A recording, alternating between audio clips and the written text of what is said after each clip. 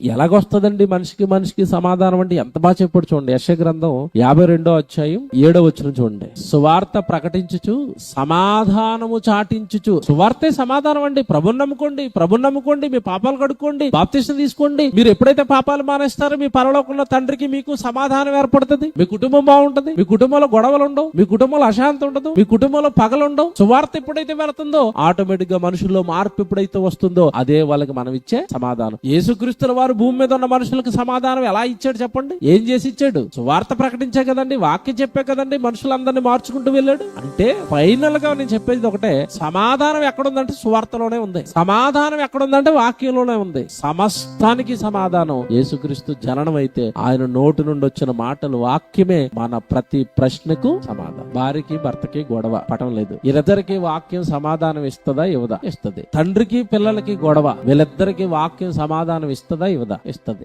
అత్తగారికి కోడలకి గొడవ, బైబిల్ సమాధానం ఇస్తుందా ఇవ్వదా? ఇస్తుంది. రూతు గ్రంథమే సమాధానం. అక్కడ అత్త కోడలు ఏమని పిలిచింది? కుమార్తెలారా అంది. కోడలా అన్నామంటే గొడవ, కూతురా అన్నామంటే ఇక కోడలు ఏమైపోతుంది చెప్పండి? మా అత్తగారు కాదండి, మా అమ్మగారు అండి. ఇక గొడవలు ఉంటాయా? అతా కోడళ్ళు తల్లి కూతుర్లు అయితే గొడవలు ఉంటాయా?